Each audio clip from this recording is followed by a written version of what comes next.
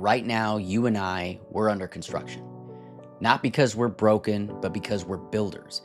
Because we're the type of people who know if something's not working, we don't wait for someone else to fix it.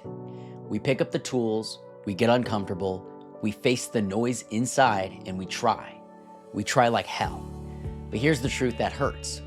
Not everyone is doing the same.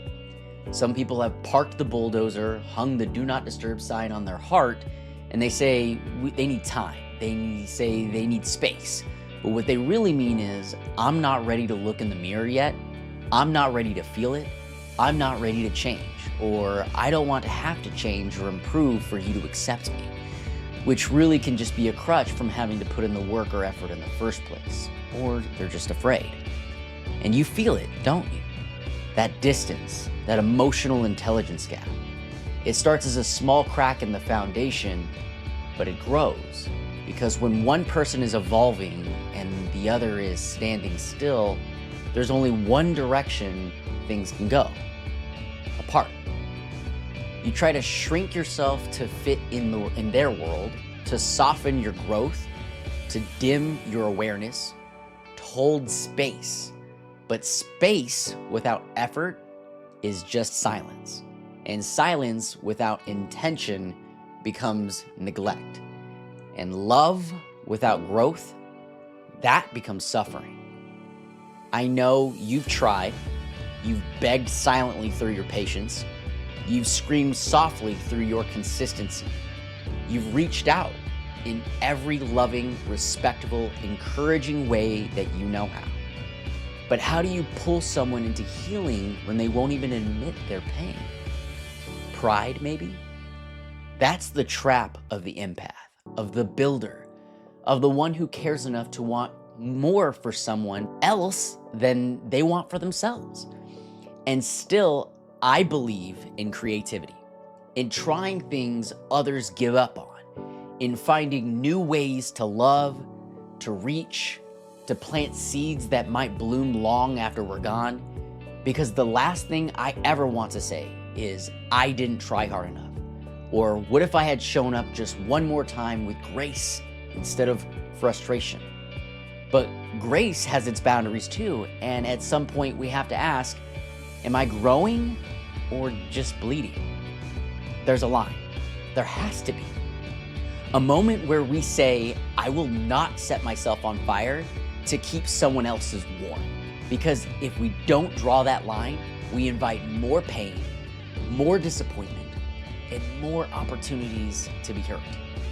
But this isn't about giving up, it's about letting go without regret, with peace, with knowing that you did everything that you could, with love, not resentment, with compassion, not bitterness.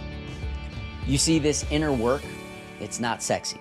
It's not fast, it's not easy, but it's the only thing that separates the wounded from the healed, the reactive from the intentional, the passive from the powerful.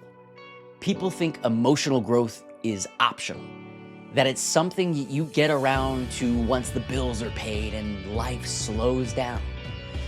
But life doesn't slow down, and wounds, they don't wait for you, they rot.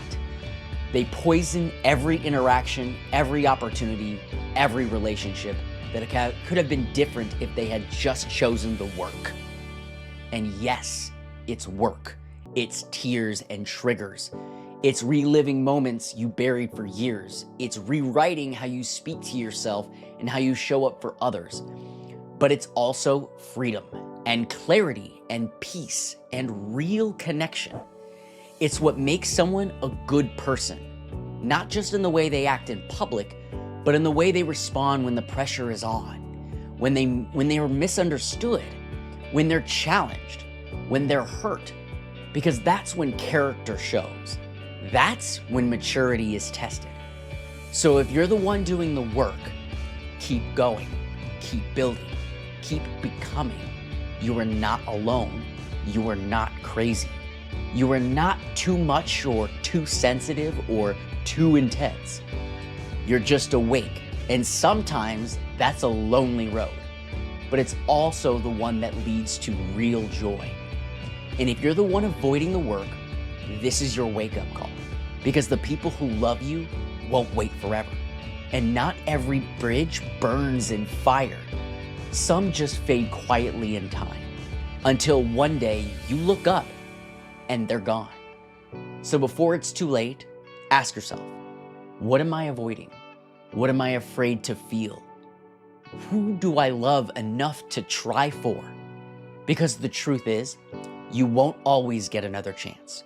And you don't want to wake up one day wishing you had started sooner. We're all under construction. The question is, are you putting in the work, or are you just watching the dust settle as everyone else moves on?